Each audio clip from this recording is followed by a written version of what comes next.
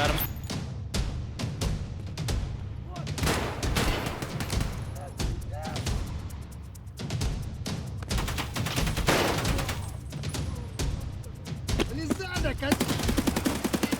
Got him. Another one. Yeah. Got him.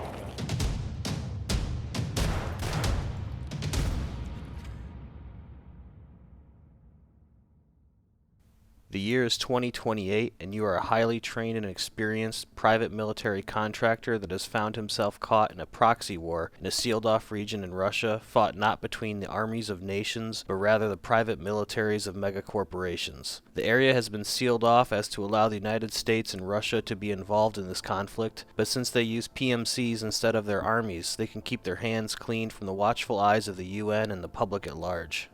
All you know is that USEC, with their close ties to the United States government and the megacorporation TerraCorp, is trying to defend or destroy TerraCorp's secrets, and the Russian-affiliated Bear PMC group is trying to uncover those secrets. While those secrets may or may not interest you, all you know is that with the region sealed off for quite some time and basic needs like food and water becoming scarce, you need to escape from Tarkov. The only thing standing in your way is hundreds of kilometers of active combat zones filled with PMCs and armed bands of scavengers, both of which have a faulty moral compass at best, and absolutely no rules of engagement. Will you ever escape from Tarkov? Hello, my name is Jeff with EUL Gaming, and this is the second installment of the What Is series, where I define what exactly is a popular game that is not from a AAA development studio, and shed some light on the good as well as the bad, then offer my opinion on whether you should try it. So without further delay, let's get rolling. Escape from Tarkov started development sometime around 2012, headed by lead developer Nikita Buyanov from Battlestate Games. Nikita boasts experience in game development from his time at Absolute Soft, working on the game Contract Wars, which Nikita says Escape from Tarkov shares its in-game universe with. I remember the first screenshots and videos teased early on, and being a huge fan of the Stalker series, EFT immediately piqued my interest. At first glance, it looked like it was going for a gritty, grungy, post-Soviet era survival shooter that was pushing the upper limits of graphical fidelity, as well as top-tier animation quality and, most interesting of all, weapon design and modeling. Some of the very first videos and screenshots teased that seemingly every weapon in the game was meticulously modeled both inside and out, with some weapons having quite literally every single part, pin, and spring inside the guns modeled, textured, and animated. This set my gun nuts a-tingling, so I spent several years forlornly refreshing news pages for updates, but understandably Battlestate was relatively tight-lipped in these early years, and meanwhile my gun business was really ramping up, so I shelved my interest for several years. During this time, a lot of people were trying to figure out exactly what Escape from Tarkov was really going to be. Was it a massively multiplayer game, single player, an arena shooter? Some of the early footage released showed highly tactical gameplay along with looting and inventory management systems, so most assumed it would be the next evolution of what the Stalker games were. On August 4th, 2016, a closed alpha version of the game was released to select players, and then in July 2017, a closed beta was released. Now, if you watched my What is Star Citizen video, I explain what alpha and beta is, but here I'll explain what an open and closed copy of a game is. When the release is open, it means that anyone interested in downloading or paying for the game is free to do so, and when it's closed, it means that the developers will choose who may or may not participate in testing or playing of the game. Now with that being said, even though EFT is considered a closed beta, as far as I know, anyone can go purchase the game right now and start playing. It's a little confusing as to why it's called a closed beta, but who cares? What exactly is EFT?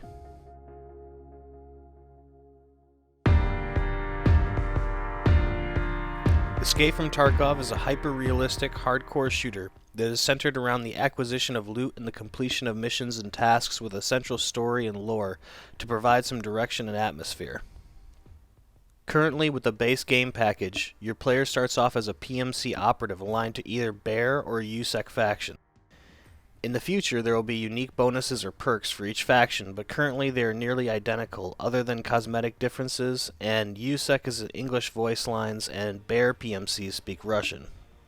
If Star Citizen could be described as a game that is wide as an ocean but deep as a puddle, Escape from Tarkov is the exact opposite. It's a bit limited in terms of the locations you can visit, as there are only 6 playable maps, with 5 more maps that are planned.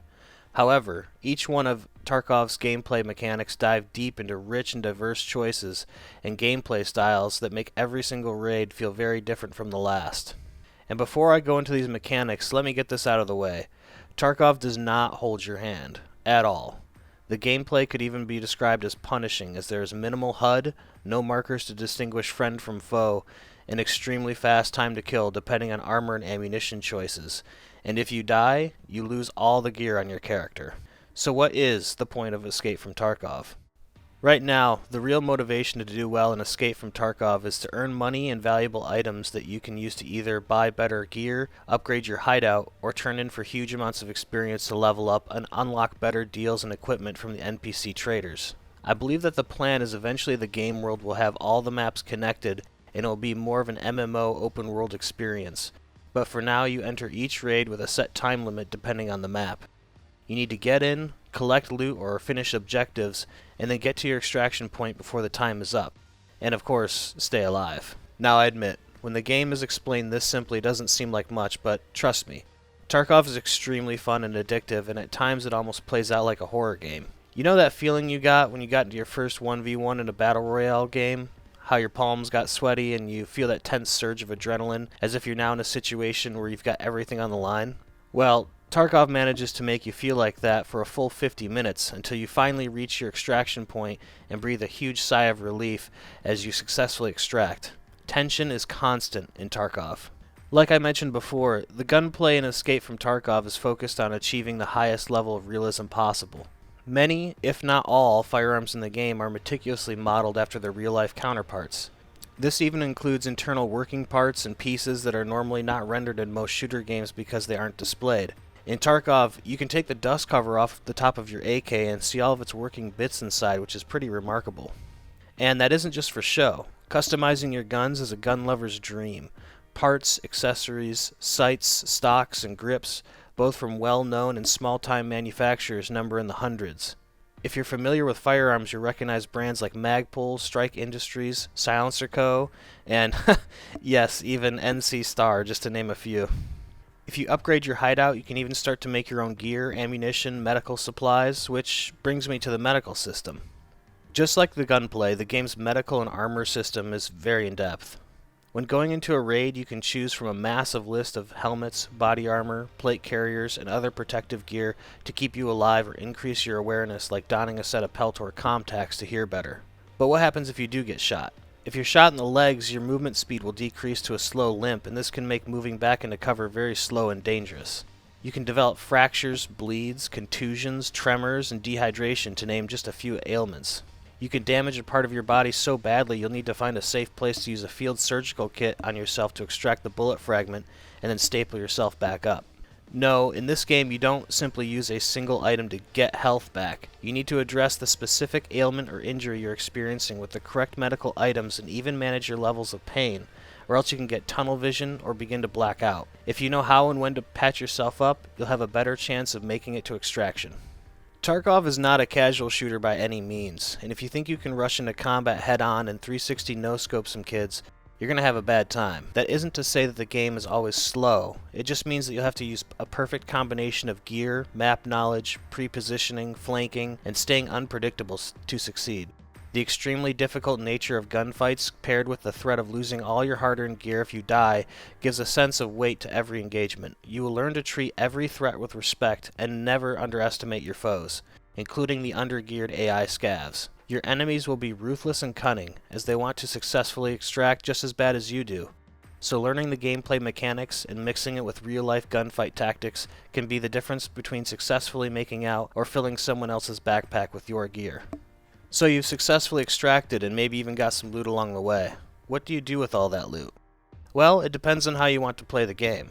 Some people like to sell everything of value, so they always are increasing their supply of liquid cash so they can buy expensive gear.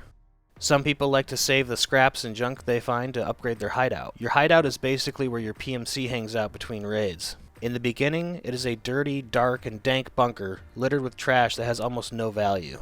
But over time, you can upgrade your hideout modules that can eventually become like an item factory, so you can produce your own weapons, ammo, food, and water, And if you regularly put your focus on upgrading the hideout, it can even start to craft extremely valuable endgame items, start a Bitcoin farm, or even get AI scavs to drop off free loot for you on a daily basis. Which reminds me, scavs. Scavs, or scavengers, is basically the third major faction in the game other than the two PMC groups. They're citizens and opportunists of the Tarkov area that didn't flee when conflict came, but rather welcomed it. Each raid consists of both AI-controlled and player-controlled scavs that only the trained eye can tell them apart. Scavs are typically undergunned and undergeared, but can use hit-and-run tactics or even a devil-may-care attitude to try and separate you from your loot. You can play as a scav yourself, and everything you find as a scav can be transferred to your main character if you survive and extract. But once you've done a scav run, you can't do it again unless you wait 20 minutes. In addition to normal scavs, some maps have scav raiders, which have much better AI and accuracy, and they're just as geared as the other PMCs you're likely to encounter. If that wasn't enough, there's 4 scav bosses on select maps. The fighting philosophy of each boss is unique. Killa sprays you down with an LMG and wears tons of armor. Reshala surrounds himself with a ton of bodyguards and henchmen while throwing grenades non-stop. Sturman can snipe you with aimbot-like precision from long distance and then hides while his bodyguards come after you. And Glukar can tank your shots with his massive health pool. Killing these bosses will often earn you a hefty reward, but keep in mind that fighting these bosses will create quite the spectacle and attract opportunistic PMCs and scavs that are looking to third-party your firefight and take some loot home for themselves. All of these gameplay mechanics I've outlined come together to form an extremely hardcore game that, if you stick with it and learn it, can produce excellent replayability, and even though I'm only 200 hours in, I can't get enough of this game. But this video wouldn't be complete if I didn't warn you about some of the risks of Tarkov.